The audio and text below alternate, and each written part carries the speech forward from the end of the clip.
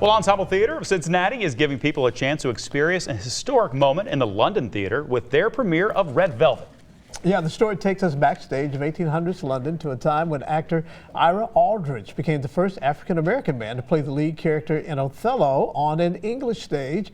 And here to explain more about the show and the history around the play are Joplin and Kelly Mengelkoch from Red Velvet. Thank you both for coming in and talking about a play within a play about, about what was a momentous time during Great Britain.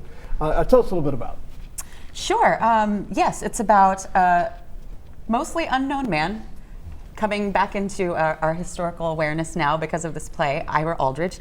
It is a true story, so the play is a historical fiction of sorts that has some other characters who are true historical characters, as well as some flavorful fictional theatrical fellows. But it's about how the London audiences respond to him and how his fellow peers respond to him, and the differing views of welcoming a black man on the British stage. So I don't want to give anything away, but it's just a delicious story to watch this man, and it also focuses on him in his later life, so we kind of get a flashback kind of story. Yeah. What I love about this piece is it covers a time in history that unfortunately was lost to us. When I went to school, I learned all about a gentleman named Paul Robeson as the man who was the first person to be on the London stage doing the title role of Othello. And almost 100 years earlier, that was 1928 that he did that.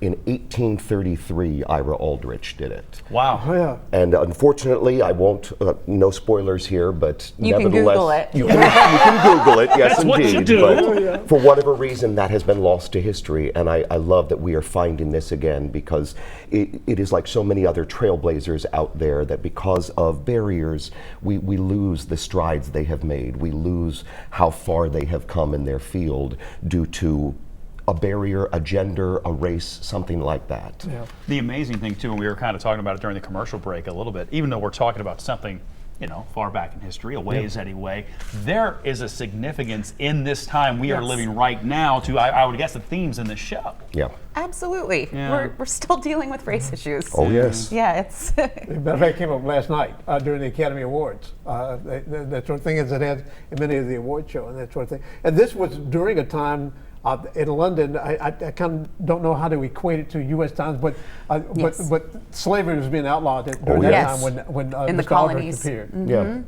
Yeah, and that the play addresses that. It starts with when we get to 1833. It starts with the riots in the streets responding to the abolition of slavery. Words in the morning.